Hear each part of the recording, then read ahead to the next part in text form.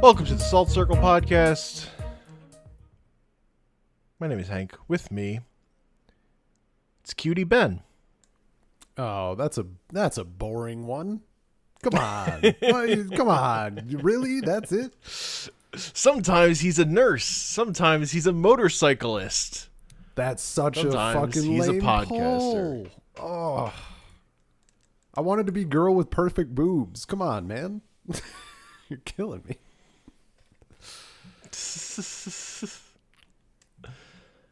Now he's dead too. We're talking Cutie Honey. And apologies from my end. I'm getting over a cold. I made the executive's decision not to record yesterday because I was like, I feel great. I'm sniffling so fucking much. There's still like a little bit of it, but I was like, this is like today there might be a tiny bit. But yesterday I'm like, this would be a nightmare. I would fucking hate listening to this. I'm not going to make anyone else do it. Fair. But yeah, we're talking Cutie Honey, and we've got multiple versions of Cutie Honey to talk about. Yeah, so Hank's plan was just for the film, right? Yeah. The 2004 film, directed by, how do you pronounce his name again? How do you pronounce his first name again? Hideaki Anno. Yeah, right, him. And I wanted context at least, and I saw the original manga was like the original that just what's his name did. Go Nagai. Go Nagai, yeah. It was very short. Yeah, his portion of it is like tiny. So I did that it's up 2 volumes. for yeah. There's one book. Yeah. Did that up for context, and then I saw that there was an OVA series based on the film. There are multiple OVAs. There was an OVA that was in conjunction with the movie and kind of has the same overall story, although it does have some differences. Yeah. And that one Anno also was like in charge of, but he was working on the live action movie. So each one of those episodes also has an individual director. Most notably, the first one is directed by Hiroki Imashi, who is the Kill la Kill Promare guy. Hell yeah, that makes so much fucking sense, dude. Yeah, so this is like one of the last Gainax things that's like the precursor to Trigger. Like before they all quit. No, and the third one is the Masayuki, I think, who's like the co-director with Anno on the remake Ava stuff. Gotcha. And the second one is by Naoki Ito, who's just genre director. He directed a season of Digimon and like did some Pretty Cure. Yeah. I mean, but that first one is extremely Kill la Kill. Yeah. I was like looking at him like, this reminds me of Promare, man. Yeah. And you know what? Shit's good. All in general, it's good. I mean, the manga is like, I'm not gonna go read the rest of the manga. Like, I'm very glad I had the context. I'm very happy to read fucking 2. It's historically volumes. Interesting. It's historically interesting. It is 99% trash. It's so brutal. Like, it's just fucking, it's on an impressive amount of levels too. Like, it's just so fucking like, it's bad. Gross. It just looks bad a lot of the time. It's not great. it's gross on multiple fronts. There's like, it's one of those things where it's like, not that you can't make this today, but you shouldn't.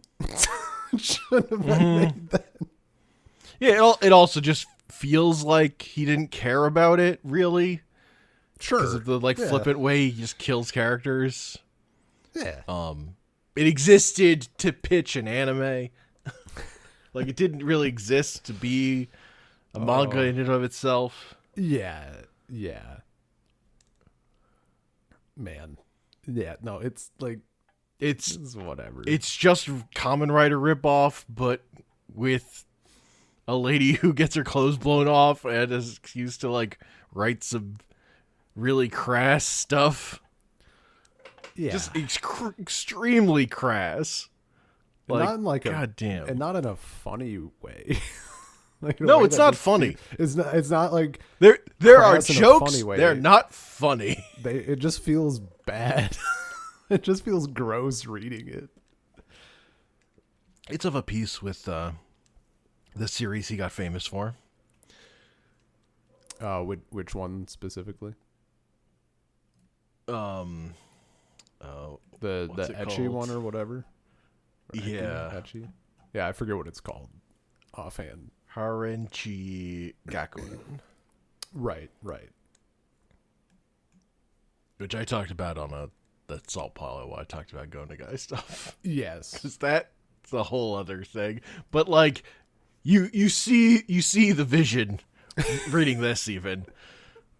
Dude, of a character's head getting blown off and going, well, I guess I'm dead too. Yeah. And I don't know, man. Seems kind of like this dude hates women a little bit. Oh yeah. It's so fucking brutal. It is misogynist. Oh my god.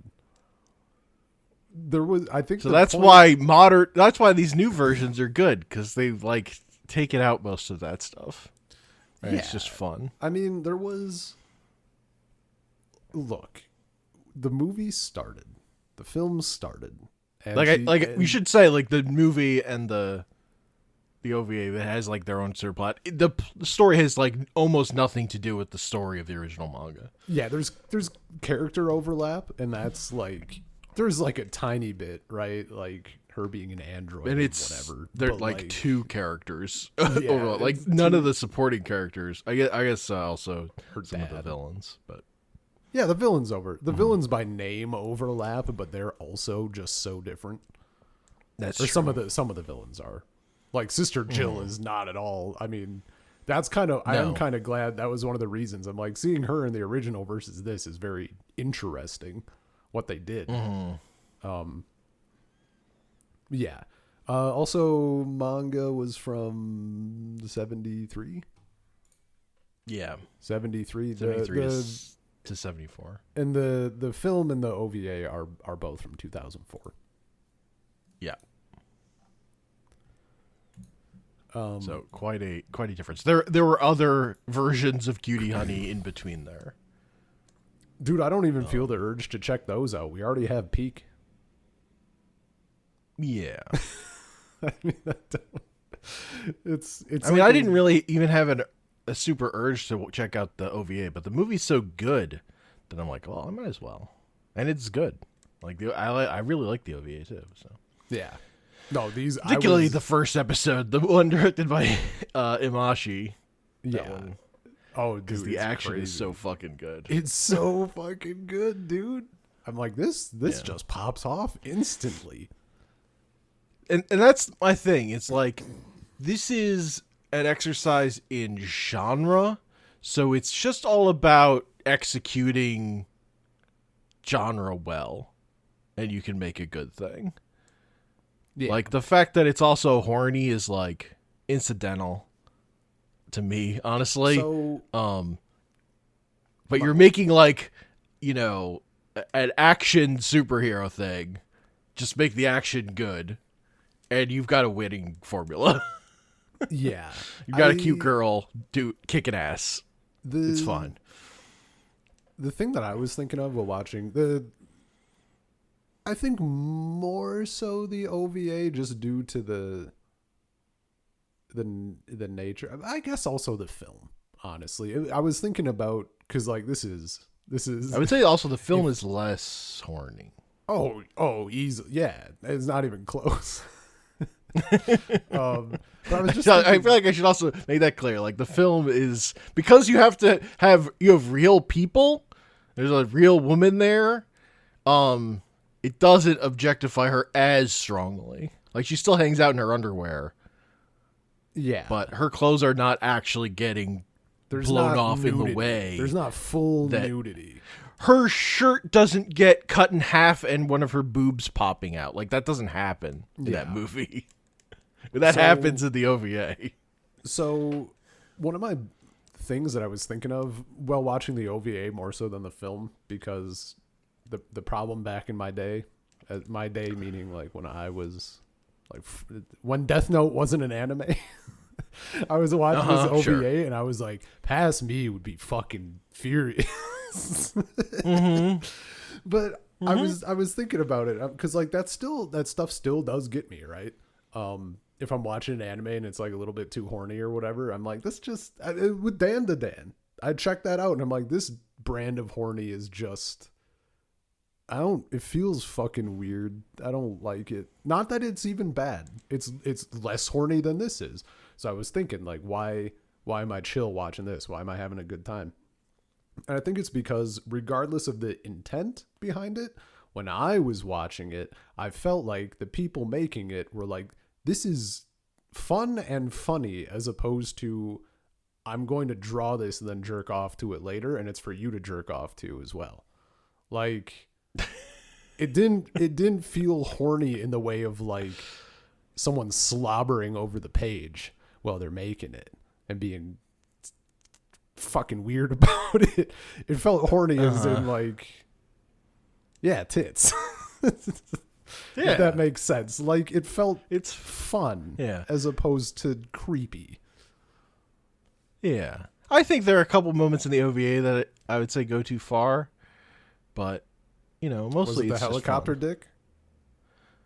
No, there's one scene where one of her coworkers gets all her clothes blown off, and I'm like, she's not Cutie Honey. Come on. Yeah, she's just a normal woman. Yeah, that one was when it's happening to like the normal people, like that's a little yeah. Or at least her specifically, especially that because I like some of it is like I'm watching fucking Cutie Honey. I know what the deal is. Yeah, that too. Like there's also like expectations. Like if you're gonna get mad about Cutie Honey's clothes getting blown off, don't watch Cutie Honey. Oh. Yeah. Solved. But I felt that same way about the film too. And what got me thinking, like, not that there's as much to feel that way about, but the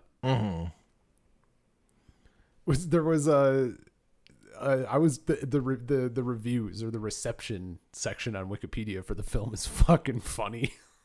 Because they have someone who said the CGI and matte effects were crude by Hollywood standards. It's like, yeah, you fucking think. Where do you think you are? What are you watching? It's just so fucking funny. Like, this person, I don't know what the fuck they expected. Yeah. But the thing is, they're crude, but they're like extreme. I find them extremely charming. They're endearing, dude. Like that's the fucking point. Like they look like her fighting, and like some of those sequences where she's like, it's just a choppy like thing. Like she's almost a cutout piece or whatever. That's amazing. That shit is so good. Yeah. But the other comment, and again, it's just tokusatsu. Oh yeah, like, that's what it is. Tokusatsu. That's the fucking genre. Like it's so fucking funny. But the comment that is also there is someone wrote, Scenes where Honey lounges around in nothing but a white bra and panties for extended periods of time give a feeling of unpleasant and unexpected sleaziness. It's really not that unexpected if you know the source material, and also didn't actually feel that sleazy for what you're looking at. It doesn't feel like it doesn't feel bad in a weird way. No. It's just like this. And it's really like one character. scene where she's hanging out in her underwear. Like Yeah. it's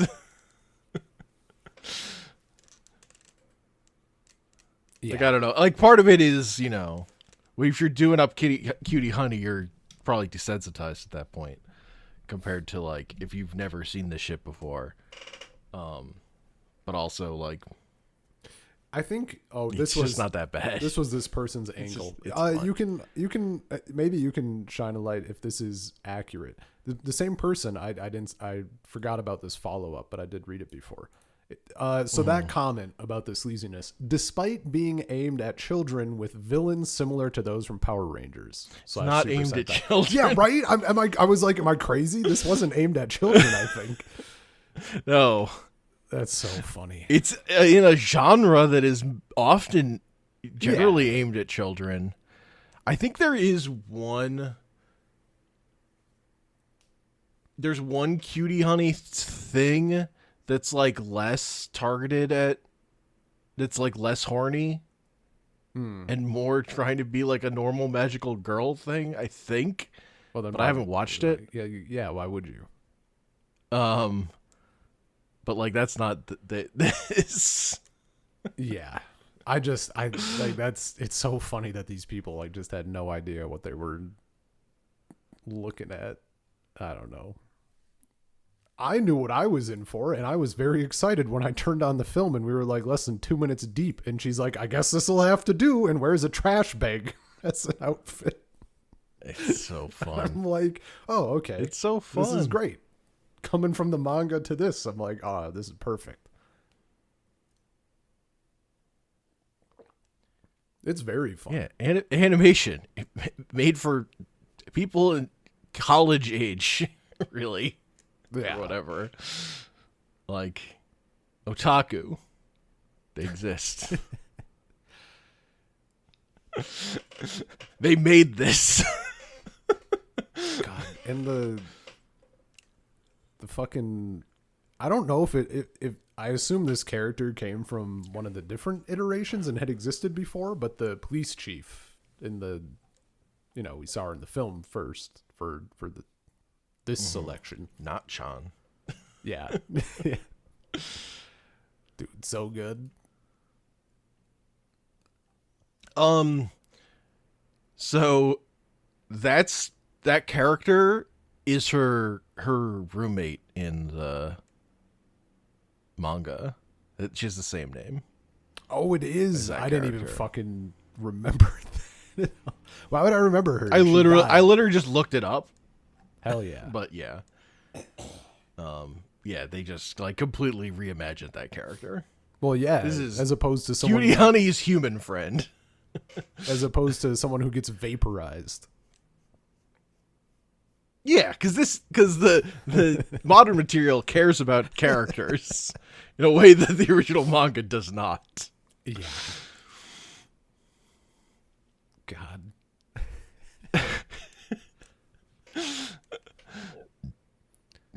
Yeah, there's stuff in that original manga that you can't unsee. Like the way it's like these ugly women who look at themselves and then want to throw up. Yeah. Or a child eating out a statue that wasn't a statue. Yeah, you know, there's stuff That you just too. can't. Uh-huh. With his dad, they're tag team. Fucking True. oh. Isn't that like a chapter break that comes back? They're still there or something? Probably. Remember? I think so. It's like, this is what matters. This is what we're going to dedicate panels, multiple pages to. Yeah.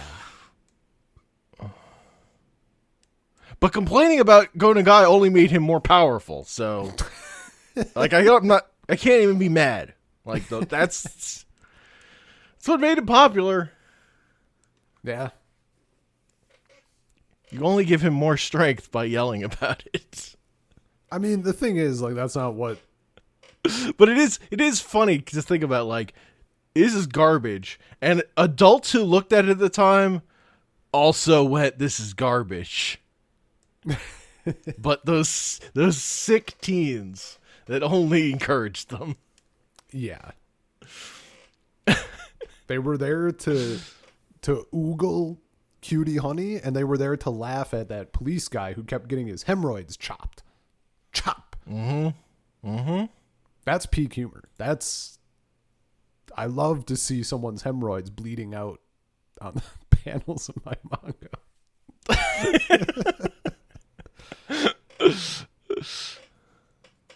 Look, violence and tits. I'm watching the hemorrhoids get chopped for the 5th time, and I'm shaking my head and thinking to myself, Death Note's not an anime though. No, in anime, a the kid spins his penis around, and then he does a henshin and transforms into a superhero. Look, or whatever.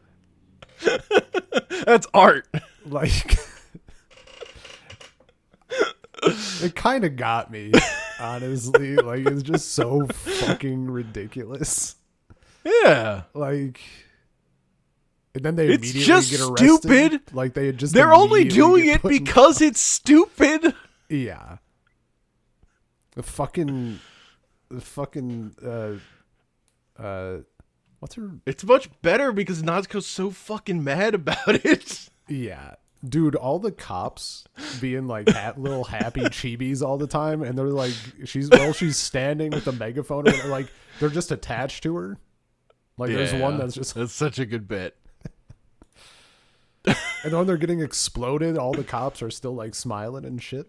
Mm-hmm. Yeah. That's great.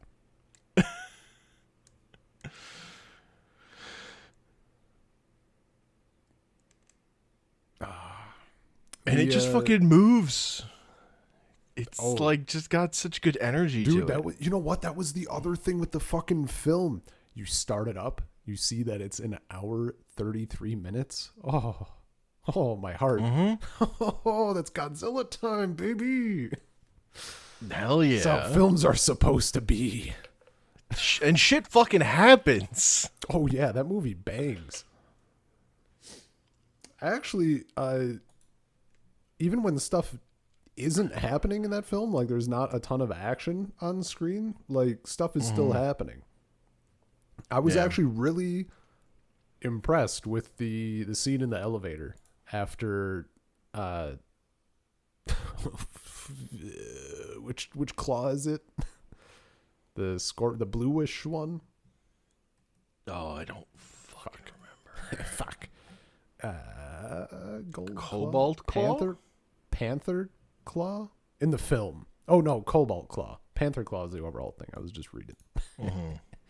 Cobalt Claw, yeah. Yeah, it's Gold Claw, Cobalt Claw, Scarlet Claw, Black Claw.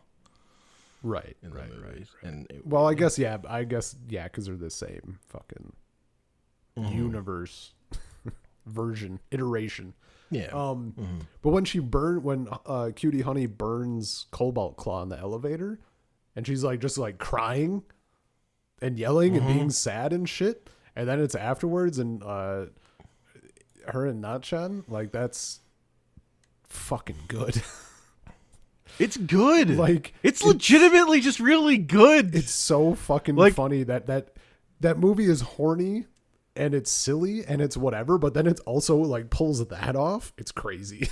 Like, it's just like it's also emotional because it cares about its characters. Yeah, dude. And it's like the thing that makes this genre good is going all out and living on hard on your sleeve. Like, characters are just like out here. And it's just fucking good. And that scene in like her on Natsuko's apartment is also so good. Yeah. With her dead plants. Yeah, man. All the fucking sake bottles. Uh-huh. She's living. They sing karaoke in the movie? Yeah, they get fucking drunk. Hell yeah. Absolutely shit-faced. I like how when Cutie Honey walks into how the fuck do you pronounce his name again? What order? Seiji. Seiji? Seiji. I think, right? Seiji? Seiji? Yeah. Seiji. Must be Seiji. Seiji. She walks into that room and there's like thousands of pictures of her or whatever. And I didn't know which way they were gonna take it, but it had to be either she's like what the fuck, or it's like oh my god, and it's that one. It's like you've done so much research on me, and that's what it is. It's nothing like fucking. It's not like secretly a weird thing. It's just like yeah, like he was doing what is whatever. It wasn't a weird thing. The thing with the movie though, compared to the OVA, Yeah, not quite gay enough. that's true. And that's where the OVA really is gayer. stepped in. Yeah. Mm-hmm. It's true. Man, I was thinking, when Natchan took off her clothes to like bring back life to Cutie Honey or whatever, pull her out of her to warm her up. I was just sitting that scene and like they're just talking to each other and looking to each other's eyes, both ass naked. I'm like, they're just two really good buds. They're just good friends. They're like one of the climax of the movie is them kissing, but it's fine. They're just friends. It's the only way. There's nothing gay about it. She's got to get that liquid into her mouth. God, can't feed her like she's a baby bird. It's the only way, she says, as she turns the brightest shade of pink that she has been thus far in the series. It's really good. It's just really good. Fucking good, man. I was watching that stuff, and then the stuff like how much Cutie Honey is eating in the OVA. I'm like, Hank's feasting right now. Oh, she gets so hungry. She eats. Like, that's the other thing. That's the other thing. Cutie Honey gets so hungry, dude. She eats like it's for me. This is for me. Yeah, dude. She's like eating a rice ball as they're going or whatever. Like she's just constantly needing to refuel. It's so good. I love it. It's just a joke that works every time. Being hungry is great. Well, and especially when you're like, that's how you gotta fuel up. Yeah. Like there's a being hungry all the time. Eat those fine, donuts. But when you're like going crazy because you're ready to prepping for battle, like that's just good stuff. Yeah. Cutie Honey actually just Goku. I like battle. Yeah. Yeah. I thought of like fight scene stuff and my mind went to when Scarlet Claw she does like the rainbow thing with her parasol. Cutie Honey just gets like immediately distracted by it. It's not even like a hypnosis thing or anything. It's just like colorful. It's like, oh, it's pretty. Now Chan's like, what the fuck are you doing? Get him. Oh, it's just so good, man. It's just like, yeah. They just made it incredibly charming. A thing that's really not charming. Yeah, I think anti-charming, honestly. The original manga, yeah. I don't know how much charm the original anime had, but we'll find out. I'm gonna peep it at some point. I'm not committed to it.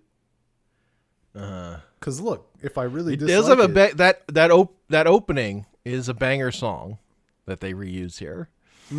Yeah.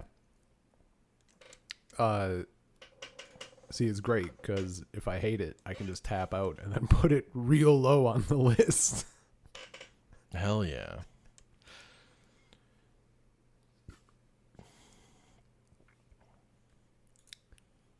Yeah, dude. Man, it's just such good shit. Those guys play the violin? You know what? That was one thing in the film. The Black Claw fight is so much better because he does the song.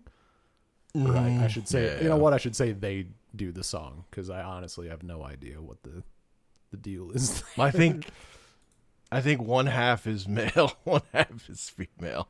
Sure. In the OVA, They say that. explicitly. Yeah. I don't know if that's like the idea in the. I assume that's the idea in the movie too, but it's just like an actor. Because when they get chopped in half, they say like sister brother. Yeah. Oh, and on the wiki at least it says him for the film. Sure. Yeah, we do The get wiki, that the most accurate. Yeah, source. they've never fucked up anything. The sources aren't slowly being the sources that Wikipedia references aren't being slowly erased from the internet and not archived in a way that slowly. It's like semi-slowly. I feel like most links that I look for sources on Wikipedia are gone. I guess it's not slowly. I guess that it's like It's just it has already happened. I was gonna say fucking more like slightly more niche things, but it's actually not because like there was a world population count that's like 10 years out of date. Like there's country population references that are fucking. What was it? The population of India page or something like one of those comparison type things on Wikipedia. Their source is a projection from 2013. Like it's no good. It's not accurate anymore. The count is really fucking low compared to what India currently is.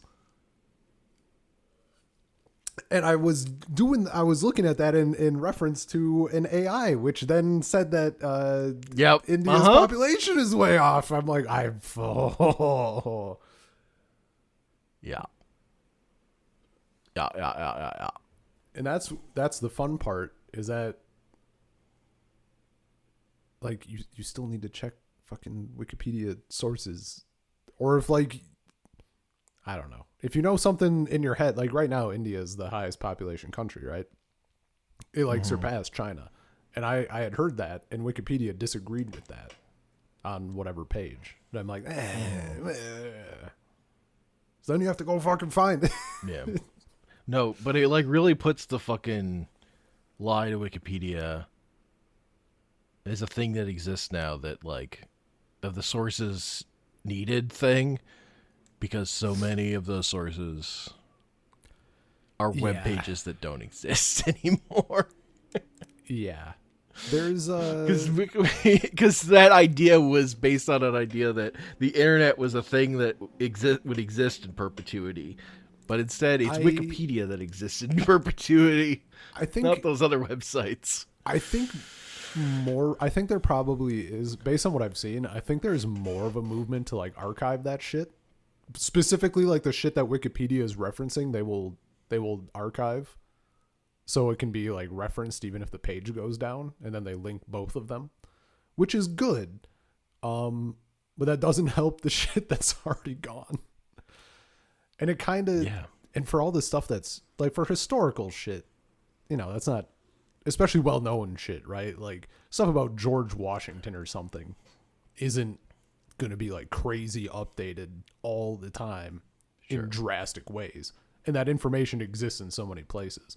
But for like population counts, that shit's changing all the goddamn time. And that means people need to update it if Wikipedia is going to be accurate. Yeah. Also, I'm just looking up like media stuff, and there's just interviews that are just like don't exist. Yeah. My big thing recently is when I was looking into Magic the Gathering stuff, and it was, I think it's when I was reading about the, like, when they came up with the archetypes, for players, like Spike, Timmy, and all that stuff. And there was some other interesting things that I found, and they were from like web articles that Wizards put out like way back in the fucking day. I couldn't find them. Oh yeah. And some of some of those I could find, they were still around, but there was a couple that I'm like, this sounds really cool, and it's just not fucking there.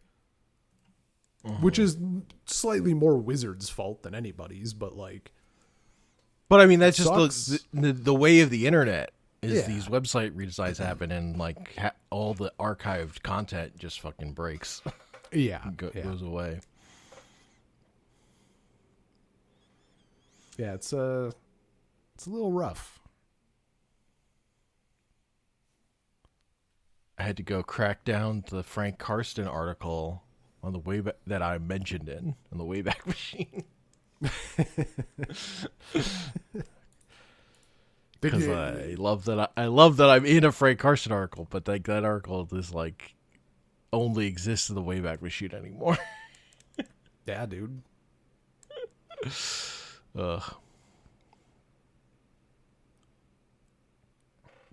It's I mean, I'm glad the Wayback Machine exists. If something ever happens to that, it's gonna be bad times. Yeah, it's not super secure. I'd say its future is in doubt. Internet Archive having trouble. Yeah. I mean, I like to think that people have backups of some sort somewhere. Not of the fucking whole Internet Archive. You'd be surprised, man. Maybe not like a full thing, but it would not surprise me if someone out there is trying. On the other hand, there's like a 50-50 shot that person's a dick and just wants it for their own purposes and they don't actually want to share. Mm-hmm. Like all of the motherfuckers in the Pokemon Magical Journeys Reddit thread about it being lost media who are chiming in saying that they have all 10 volumes in English and proceed to post a picture of every volume in their hands and don't scan it. Fuckers. Hell yeah. Oh. In a thread about it being potentially lost media. Not lost to me. Well, it's right on my bookshelf. And they were never heard from again. Hell yeah. You don't even have to fucking scan it. Take a picture with your cell phone, with anything. We're starving.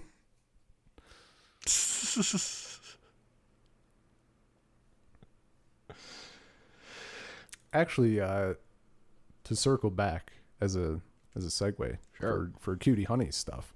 Do you happen to know what the deal is with the manga? Like why we only got the small bit from Go Nagai and then it like immediately, like it says it was in the Shonen Champion magazine and it was by Go Nagai from, actually no, there's like it says October 1973 to March 74 by Go Nagai, and then it was in Bauken O by Ken Ishikawa, also from October 73 to April 74. And then there's like slightly differing dates. Or is that is it the same manga that's just it's just rerun at slightly different points in different magazines?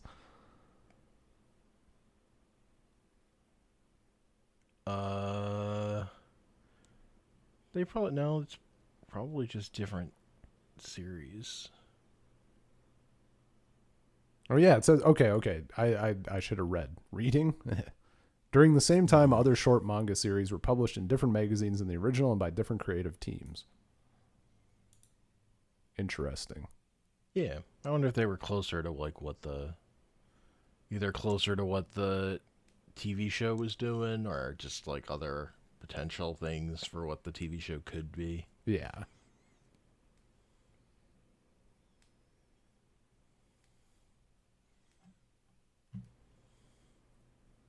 promotional things. But yeah, that's weird. Yeah, There's so many of them. Yeah.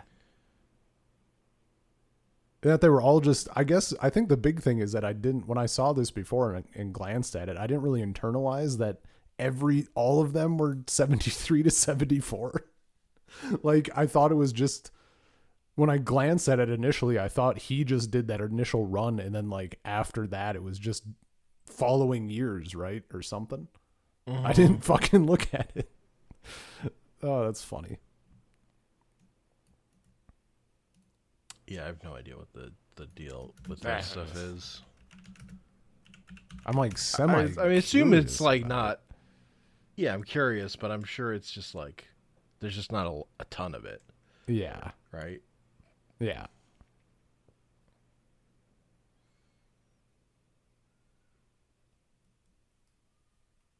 But yeah, then that gets into the space of like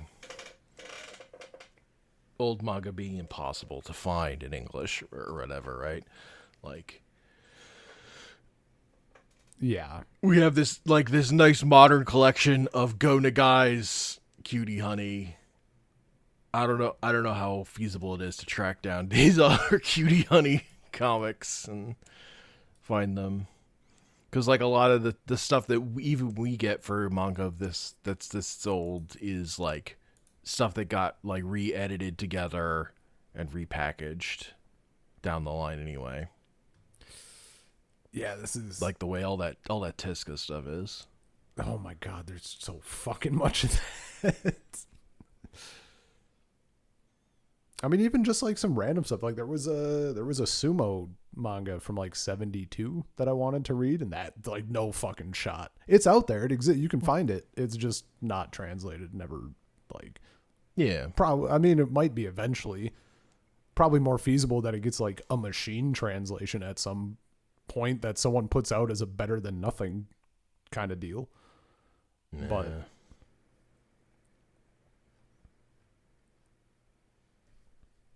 Yeah, I don't even know how to fucking. Yeah, I mean, there's so much. The one that drives me insane is all the Ikeda. The manga who did Rosa Versailles. Oh yeah, well, because you want to so read much the of her fucking. stuff. You want to read the Napoleon one. Yeah. She did a whole manga about Napoleon. It's just fucking like you cannot find it. Yeah, in English.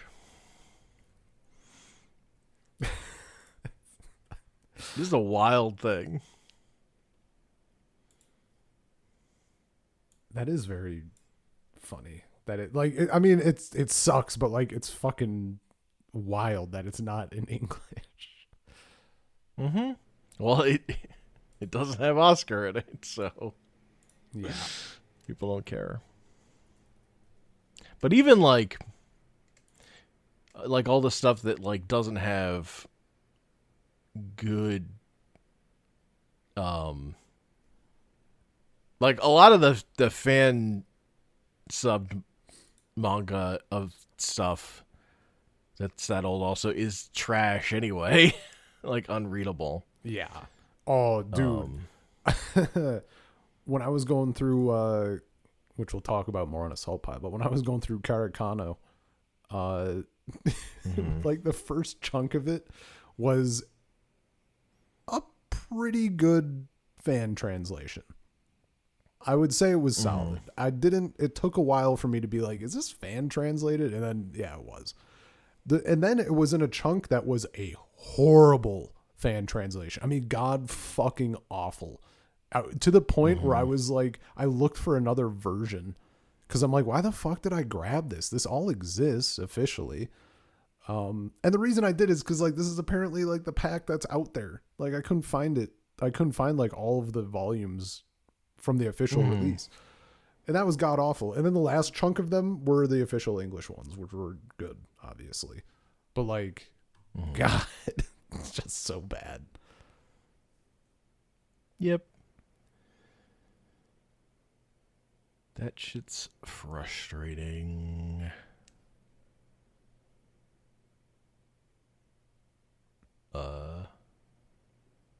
There was just annoying. there's apparently a Spanish version of the Napoleon thing. I don't think it's official, but that would maybe be easier to like Google Translate, which is not ideal. Yeah, which I also don't really want to read it that way either. What, you don't want the twice? Like, I don't even really like looking at the fan translated. The fan translated Rose of Versailles kind of drives me fucking insane.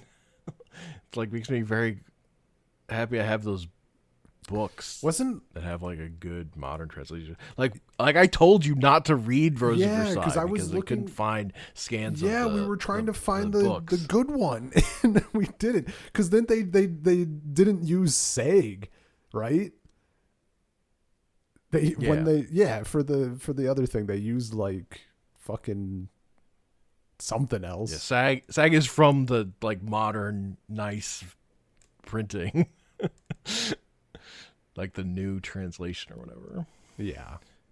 The official thing. But I couldn't find I don't know if it's come out since, but when we were looking, couldn't find scans of those books. So I told you don't bother. Sort of like But I can't get into it because I just want to talk about that movie. That's where my brain is going, but that has to be on the salt pile or some other thing. Yeah. Can't get into that here. Burning content. True.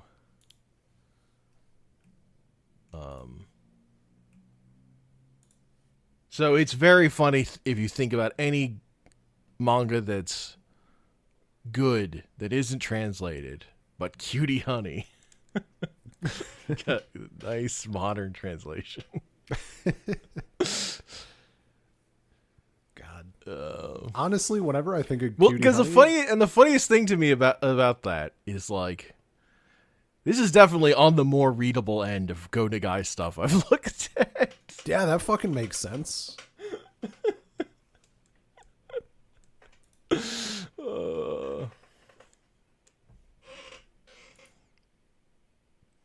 But again, like the reason the manga's so short is like he's following in the footsteps of Ishinomori, who would just like bang out an idea and sell it to a TV show.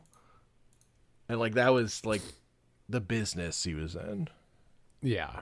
Like he was not in the business of making long-running manga series. He was in the business of selling an idea that got turned into toys and like a anime that ran for 50 episodes or whatever, or 20. Yeah. Like I think Cutie Honey is only like 26. Yeah, it's not like super long. Like 25 or 26, yeah. Yeah, cuz I downloaded it. Mm. Yeah. Let's see. That's when we're like there's like a shot in the opening of Seiji riding on the motorcycle with Honey, and he's just like it just like lingers forever on him grabbing her boobs. Christ. It's like he's grabbing her boobs, and let's zoom in on him grabbing her boobs as she's smiling. Hell yeah! It's like this is peak. Man, maybe I'll fucking. But it does have that idea of her clothes blowing off and the hand coming in from off screen to censor it, which this OVA makes great use of that idea. Like it looks fucking sick when that happens in the OVA's opening with better animation and better pacing. Yeah, like that was a good idea. No, it's solid. But yeah. It's like this cutie honey OVA is like real execution. So important. So important. Yeah. No, these were also like, caring about your characters, like giving a shit, giving them treating them as people. Yeah. They have emotions. They have feelings. Like, I couldn't. Cutie Honey getting pissed. So good. Oh, Love yeah. it. I do think it's very funny that we More so in the OVA than the film, based on the. At least we got more overt wording, but like, it's just fucking Evangelion again. Oh yeah, I want to unite everybody. Fucking white space nonsense. Well, I mean, they even in the OVA, they're like just using Ava like computer screens of warnings. Dude. It's like, yeah, this is what you do. People, it's great. It hits every time. Why wouldn't you do this? Or fucking in the movie, the way that the resolution with Cutie Honey and Sister Jill happens in the movie when they're in that like white space or whatever space. Like, man, I should watch Shin Ultraman again. I should quadruple dip on Shin Ultraman. Oh. It's just that same thing. It's very funny. But I like it every time. It's just good. Like, yeah, it's a solid way to do your thing. Yeah.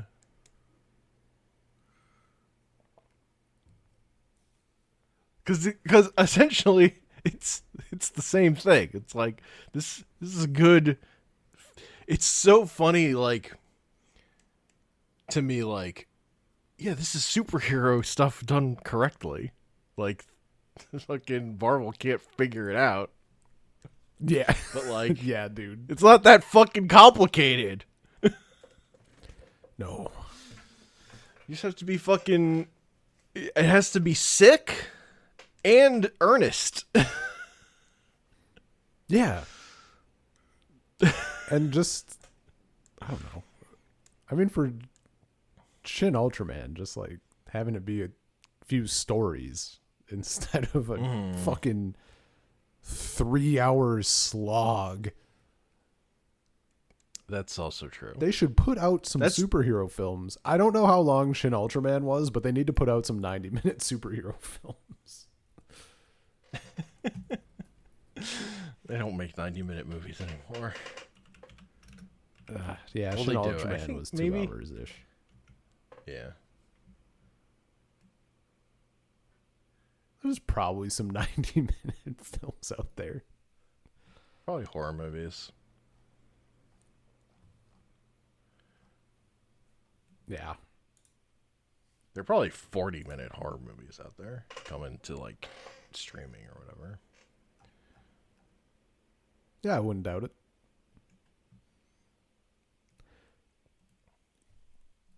You know what else would be fun to watch? Would be fun to take in? What if there was a Godzilla film that was like 2.5 hours and it was animated and it was bad and it was part of a trilogy with other 2.5 hours? You lost me at bad. Bro, they're bad though. The Godzilla Netflix films? Yeah, I know. We have a Godzilla vs. Kong movie that's 2 hours to watch that we still haven't done. Yeah, I know. We just haven't done it. At least it's not 2.5 hours. Yeah. It's under 2. Small blessings. I'm actually like, I honestly don't know why I have not watched that yet. Because I don't have anything against it.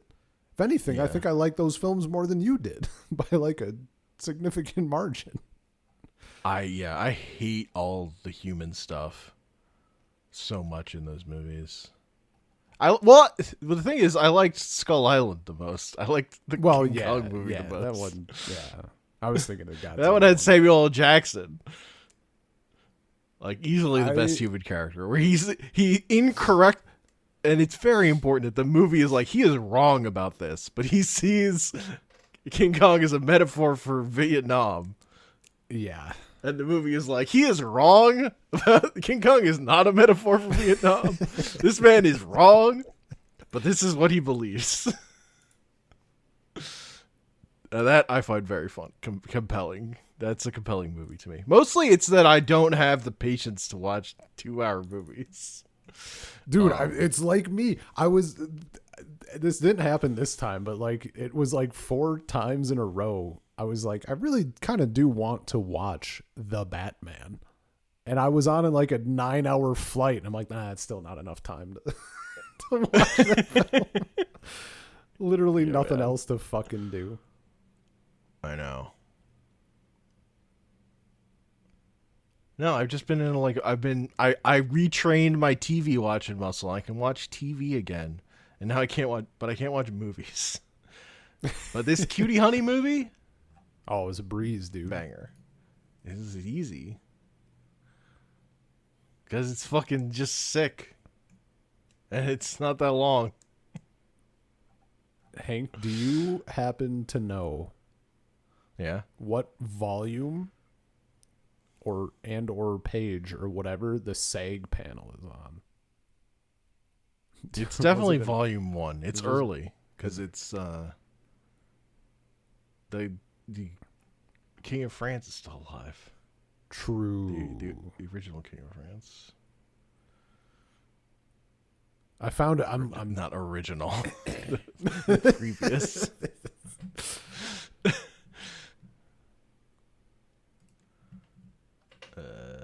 I found there was a recent upload,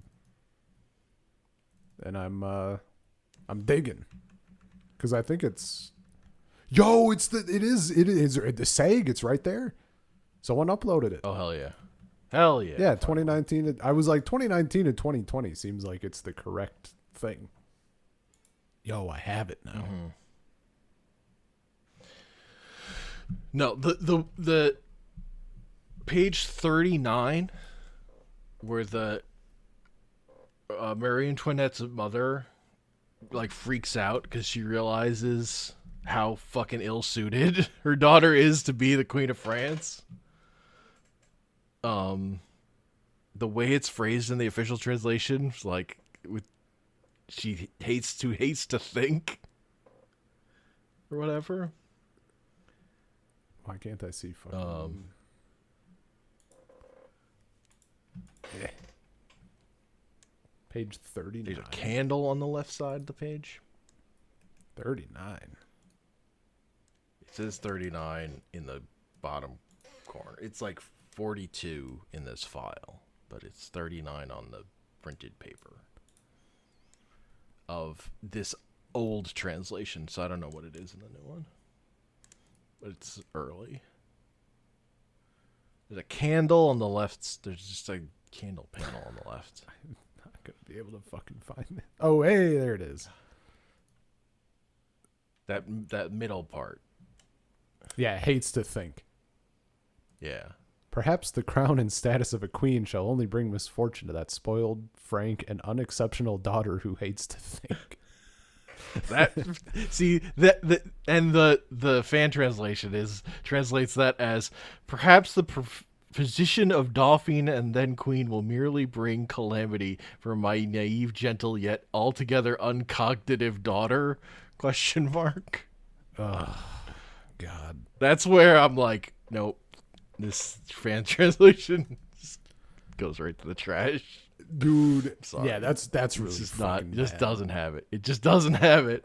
The thing that the translation I had for Karikano did that made me, I get like the rest of it was bad in the way that it was like confusing. I don't know how it was like the opposite. It's like they were translating too simply or something, or possibly too literally.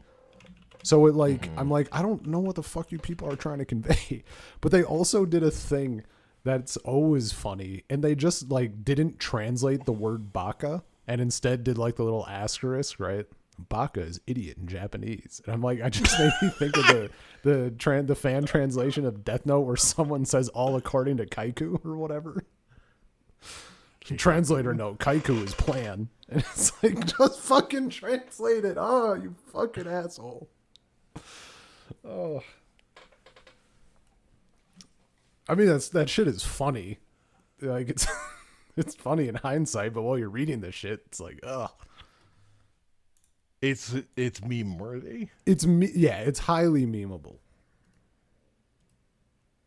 It's very stupid. Yeah.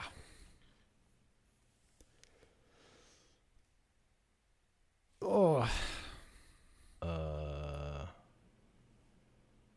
Yeah. Don't read Cutie Honey, Really don't. but watch the 2004 stuff. It's good. Yeah. You don't need to read the original manga. Also, probably don't. I mean, I don't know your situation. I wouldn't watch it with my parents. I guess the movie wouldn't be like fucking terrible.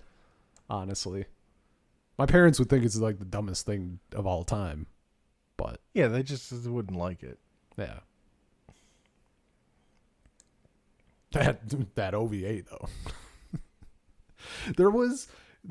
You know what? There was one thing, and I think they only did it like, I only noticed it obviously like once. I don't know if they did it more than that, but I don't even remember if it was the second episode or if it was later in the first. I did not notice any hyper crazy exaggerated like jiggle physics or jiggle animation on anybody. Like to a stupid extent, except for one point where they very decidedly showed, I think it was Cobalt Claw. So yeah, that would have been the second one, right?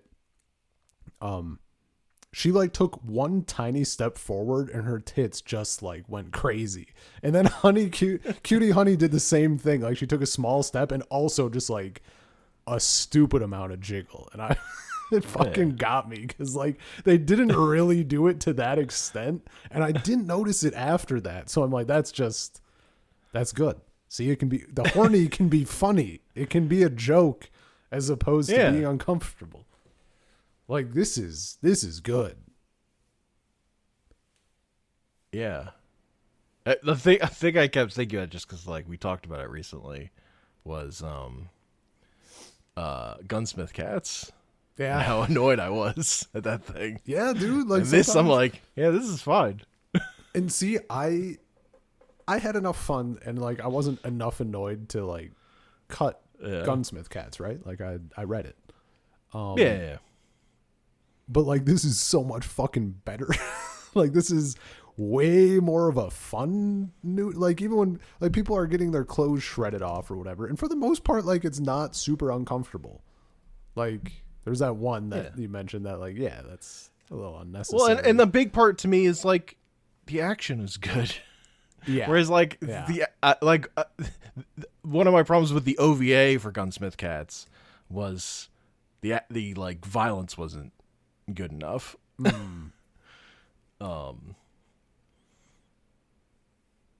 And like so like the crescendo in like the climactic fight, she's getting her shirt blown open. Whereas Cutie Honey gets her shirt blown open, it's a fucking nothing. It's like, 2 minutes in. Yeah. And we're moving past it, and we get like emotional climactic thing that like you're invested in at the end. Like that's how you fucking do it. Yeah. It's not like the thing we're saving is the shirt getting blown open and there's a tit. It's not that exciting. Yeah. It really is like how much I guess like how much emphasis you're giving it, right? Yeah. It's honestly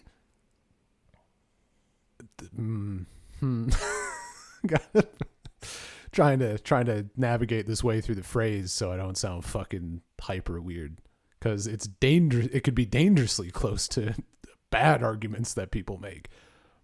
Sure. It's sort of the problem with like America's view generally on, which is maybe changing a little, but like the Puritan fucking view of nudity, right? If you make showing a boob out to be a huge fucking deal and this like completely unclean thing that's like inappropriate, whatever, guess what? It's gonna be viewed that way, and it's gonna be way worse like in people's minds or whatever, versus just like, yeah, people got tits, like, and like, meh. Like there are reasons Cutie Honey has a female fan base, because it's like fine with female nudity, and like, you know, in a world where if you go too far of like saying, oh, shouldn't show female nudity, like that's also sexist. Like, Yeah. the female form is like, there's a correct time and a place for things, I guess, but like it's not fucking bad. Yeah. Like I will say, my mom or her art mostly, as she's gotten older, all she wants to draw is naked ladies. Like that's not in a horny way. It's just the thing she wants to draw. Yeah. I mean, for like, people are interesting, I would imagine, to draw. My aunt also really like that. I mean, just likes drawing forms, you know? Yeah. I think there's also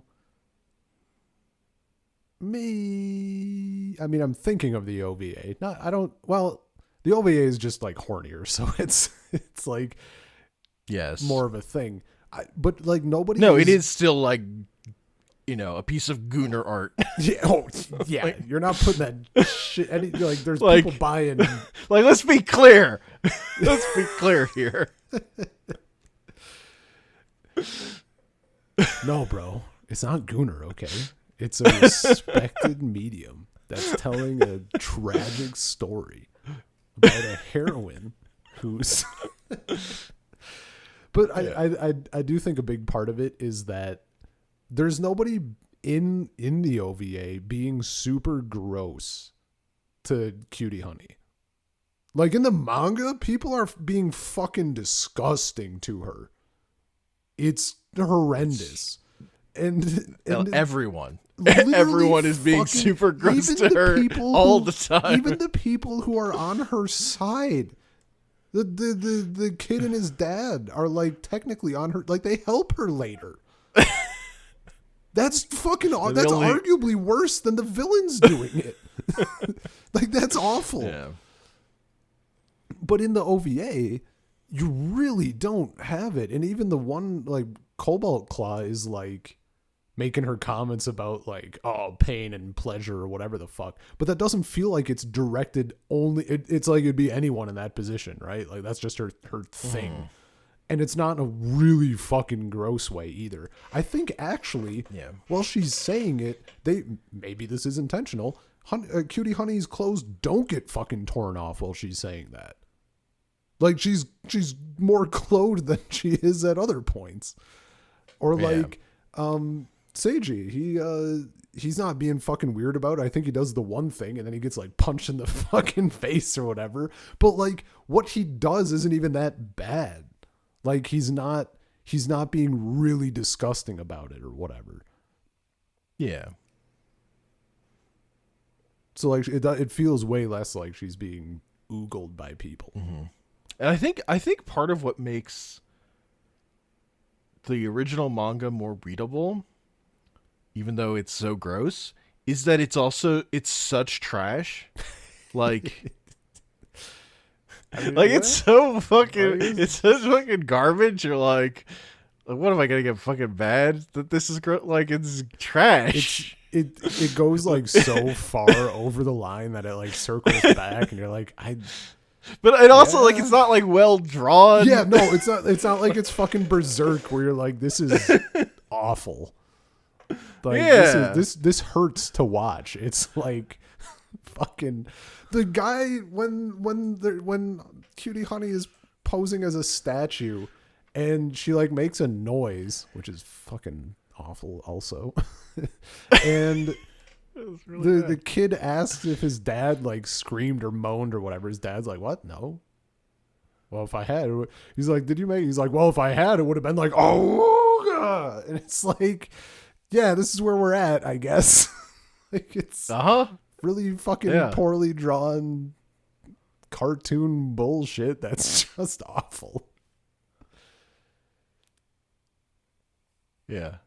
Because, like, there's a thing of, like, well,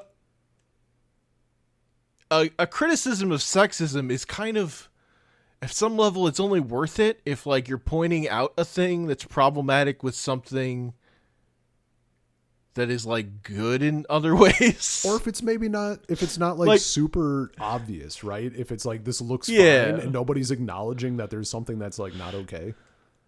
Yeah. You're like, think about this again. Yeah. Like take a second, reevaluate. Whereas this is like, oh yeah, this is garbage. Yeah. So take a second. What am I gonna get fucking mad? Yeah. Not this like, I don't know. No, it's fucking ridiculous. Like, it's crazy. I actually kind of like, to the point when I was reading it, I'm like, this doesn't seem like they could be doing this shit in 73, but like, okay.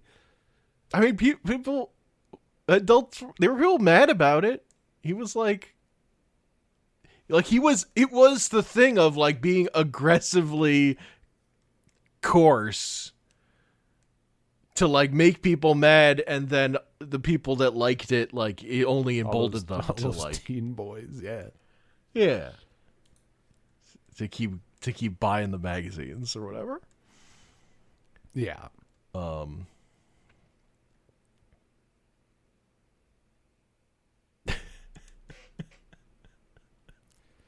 It's ridiculous. Yeah, the new stuff. Because I just you think if you were a parent and you caught your kid reading Go Nagai, you're like, you'd be mad. You're just like, don't read this. This is garbage. Not like, like, oh, you're unpure. It's just like, this sucks. Yeah, this is bad. They're like, no. That only makes them want it more, though. I just think of the one time my mom threw out a comic book I had. It was like because it was some Deadpool comic where, like, at the end he ended up with like clones of Gwen Stacy in maid outfits. And she saw that page. She's like, this is gross.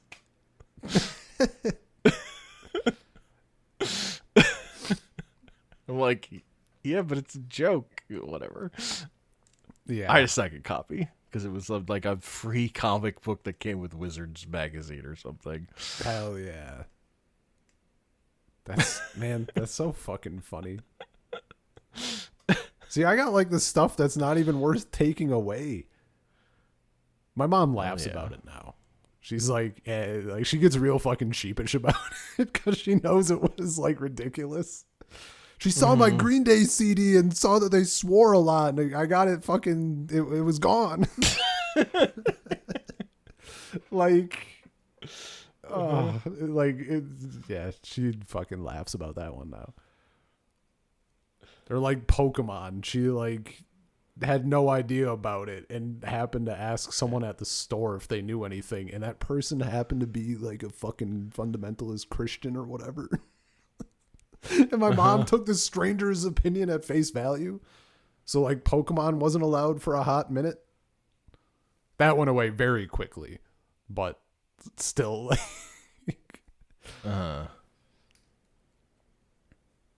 you know. And my dad, like, I'm trying to think about times where you let me do something. It was like, he told me not to watch the original Star Trek movie because it's like, it's really boring.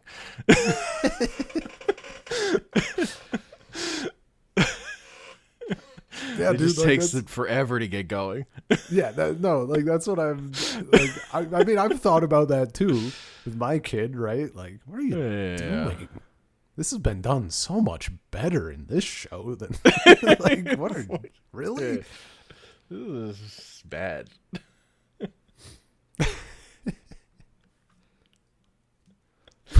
Fuck, what was the Because I was really feeling that with Haruchi Gakui, like the thing that he got known for.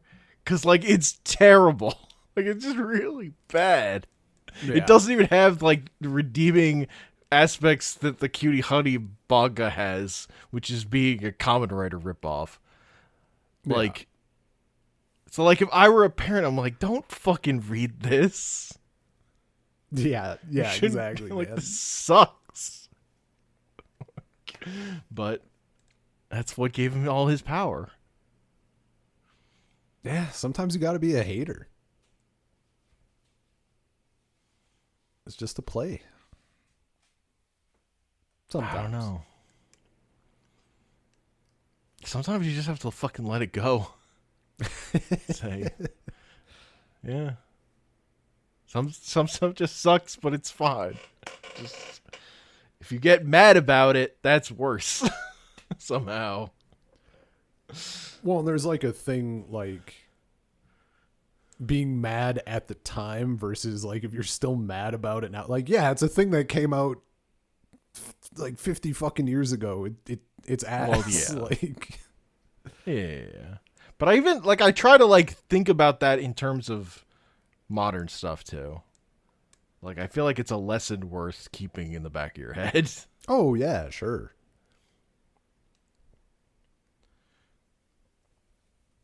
No, there's definitely like, I mean, I think of, cause like there's some instances where like having gross shit in a thing that's not otherwise gross, like it just brings the thing down and it makes, I mean, you like, how far have you read in Berserk?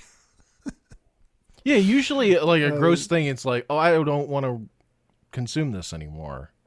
It's like the main takeaway is like, oh, well, I don't want to engage with this anymore. Yeah. But if like that's what the thing is, I mean, obviously, like we wouldn't be fucking doing that for a podcast probably.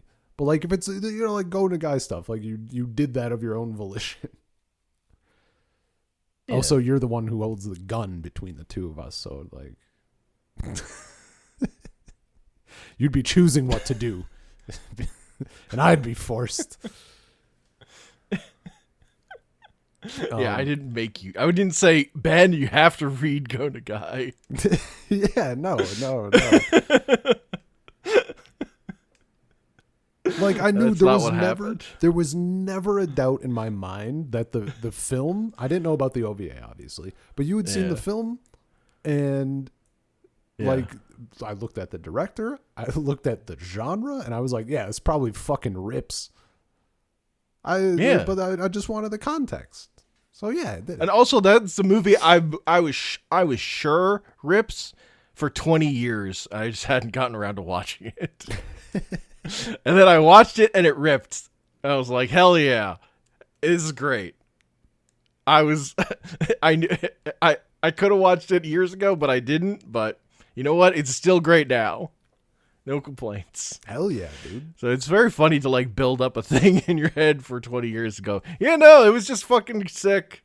I just hadn't gotten around to it. Everyone who said it was sick was right.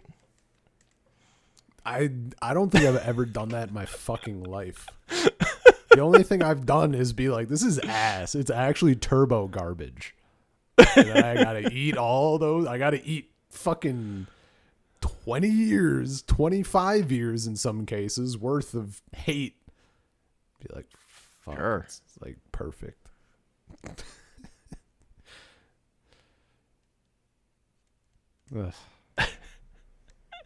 Whatever. I mean, that's better than watching it, thinking a thing sucks and then it sucks, I guess. Yeah. And watching it, or and thinking right. or thinking a thing is going to be great and then watching it and going, that was disappointing. I would never think a thing is great and then be disappointed. I'm a hater. You can't. That's why my threshold for good is so low. I go in hating.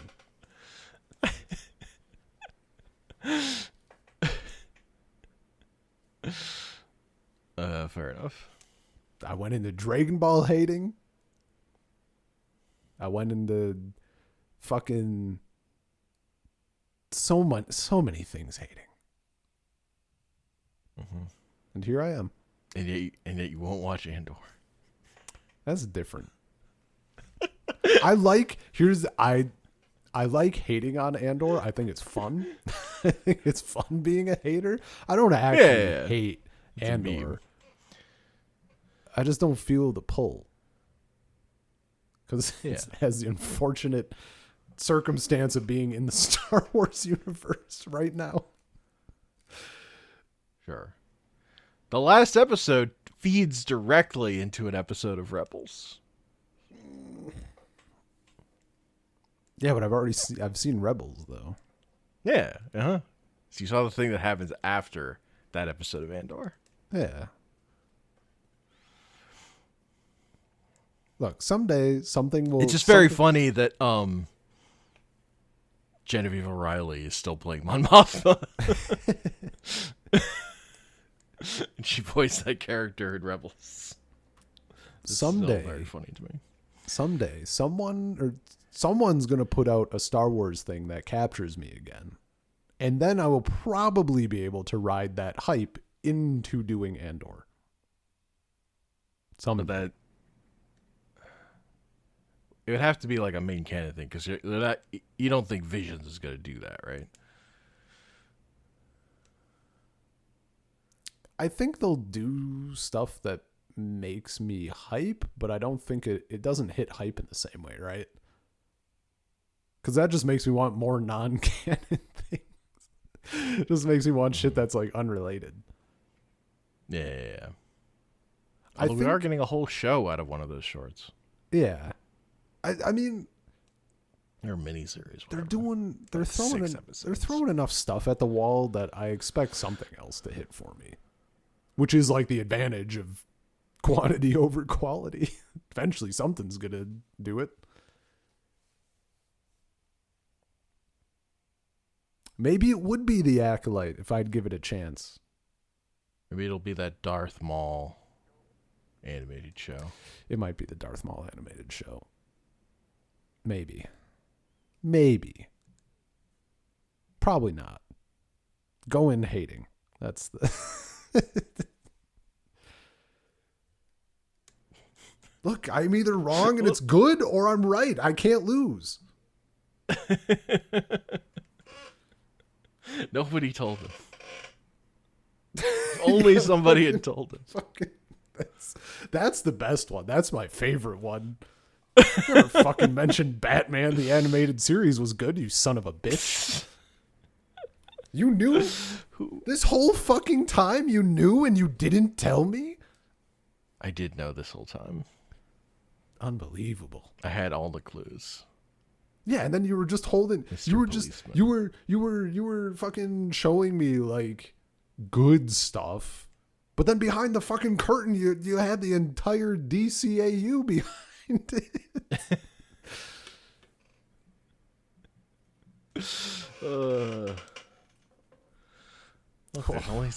There's only time for so many things is ultimately the thing. Thank God we did that when we did, huh? Increasing. Yeah, for that would have been brutal. Well, it was kind of brutal because we put it off like immediately after starting, but at least we got to it. Yeah. I'm dying for you to see there's one episode of Batman Brave and the Bold in particular that I'm dying for you to see. When we were talking about stuff that we could possibly do, I'm like, I was thinking, I didn't message it to you, but I was like, maybe like Brave and the Bold, because that's only 3 seasons, right? And I looked and it's still 65 episodes. It's just 3 seasons instead of 5. I was laughing so hard. Yeah. And ultimately, I think Teen Titans is like more satisfying a thing to go through because it has more plot that's good. Whereas Brave and the Bold is just fun and more episodic. Yeah, but there's one. It's the Superman episode. There's one Superman episode. They have to cram in all the Superman stuff. It's so good. Hell yeah. Like, I was also thinking, like, could you just do like a Brave and the Bold sampling? You know we can't. Not at this point. Like, well, under normal circumstances, I would say no. But under these circumstances, I'm proposing all kinds of things I wouldn't normally propose. Is it early? Is it early enough that I could binge watch my way to it? No, it's not. Fuck. Early. I think it's in season 3. They held back. It's deep. Oh, there's no. I was like, if it's like 25 episodes, I could like fucking get there, I guess. The other thing about Brave and the Bold is like one of my favorite episodes is the last episode. I love its finale. That's just, you know. But, you know. Oh, well. Look, it's like I can still watch. I was thinking about it. I'm like, I can still download stuff and like poke at it. Mm-hmm. Not even poke at it necessarily. I could probably go through at like an okay pace. We just wouldn't be able to talk about it. At least not in the normal way. As established. God, it's 65 episodes. Where's the Superman episode? Superman. Yeah. The Superman episode is episode 57. It's so fucking deep. Oh, it's not even on the cusp. Because like at that point, you're just, I'm just watching the whole fucking thing. Yeah. Though it is, you know, sometimes it's fun to fly close to the sun. It's like the worst would be binge it and then we don't have time to talk about it. No, there'd be time. We got 21 days. No. Hang on. We got 65 episodes divided by 21 days. That's 3 episodes a day, Hank. That's 3. It's 3. Hear me out. We can do one 65 episode show. Well, and the thing is, if we're burning through one show, I still think Teen Titans is the better payoff for the whole thing. Yeah. Like if we were literally could cheat and only do one season of a thing, I would say season 5 Samurai Jack, because that has a sword. I kind of want to do like all of Samurai Jack. But I know that's not something I can binge either. Yeah. Teen Titans, I feel like without knowing much about Brave and the Bold, I feel like Teen Titans I would have a better shot at like pumping. Teen Titans is the easiest to binge because it's discrete 13 episode seasons that all have a singular through line main plot. Oh yeah, to them. Yeah, that's nice. Like it has momentum. Yeah. It's like super bingeable. Because it's chunks and there's meat. I mean, look. And goofs. If you're okay not dedicating time to a different show, there's no reason we can't try it. Yeah. Or even like if it's like that 11 episode. Well, the other thing is like my main thing was like we can just do some movies. Like we haven't done movies and that's true. Forever. Do some Dragon Ball movies. Yeah. Or a movie night. We used to do those. That's so many movies for one pod. That's so much time for one podcast. Still, though. The 4 movies for one podcast. It's just a lot. Yeah, but if we do in my world where I can't watch one movie without like losing my mind. But if we do Teen Titans, that's 5 podcasts, Hank. That's true. That's true. That's another month of weekly releases. Uh-huh.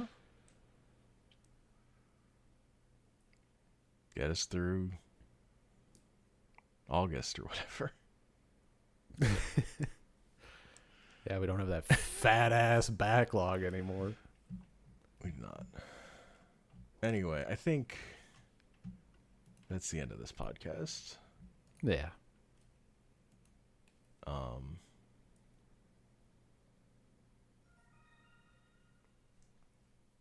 Yeah. Sometimes a thing is just well made, and so it's good. Even if the original source is kind of fucking trash, you know? Yeah, it happens. Genre. It's about execution. It's about eating. It's about being hungry. It's about being hungry. And two good friends.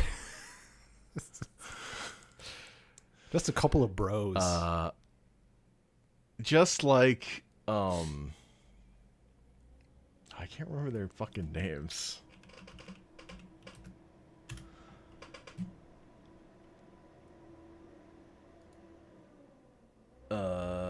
No. What are their fucking names? Just like Zeb and, I mean, Canaan? No. Zeb and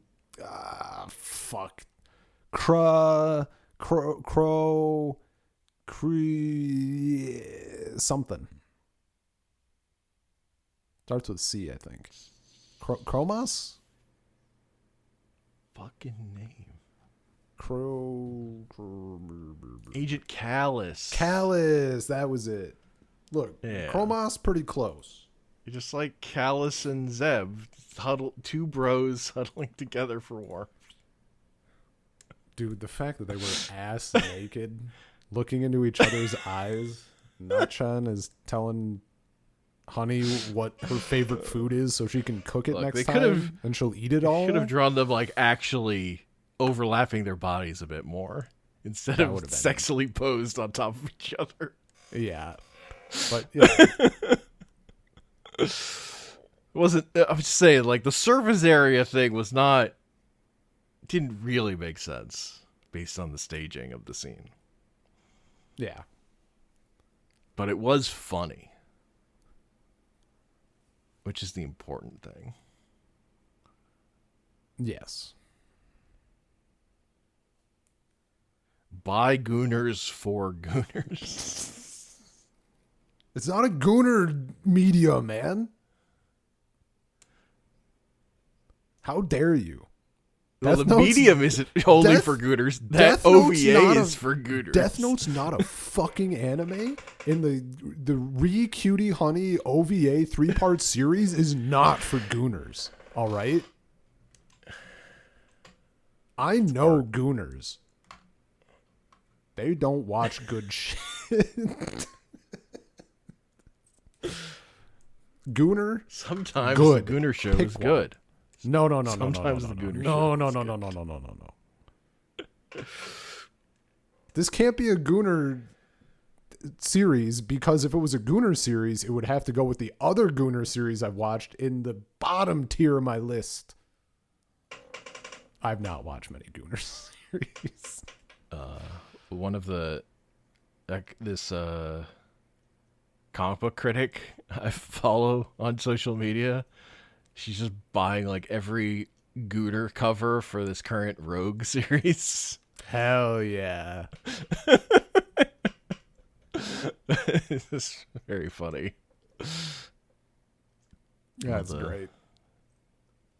Great variant covers. Yeah.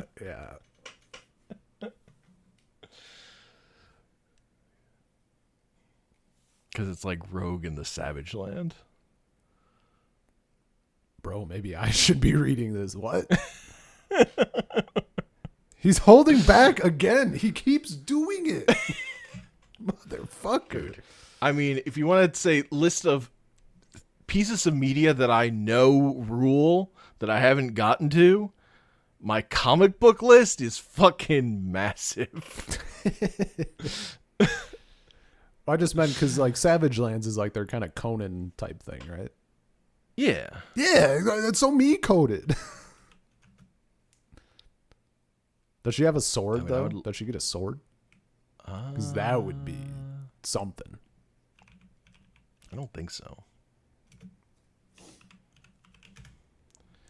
And we probably should end the episode though. I do need to call my wife. Okay.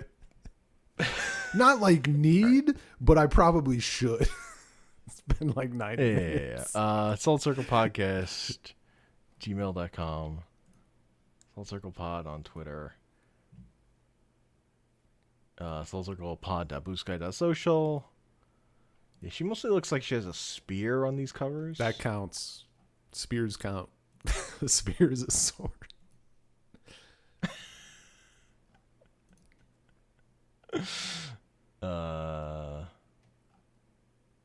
And we're on YouTube at Salt Circle. Hell yeah. Honey Flash.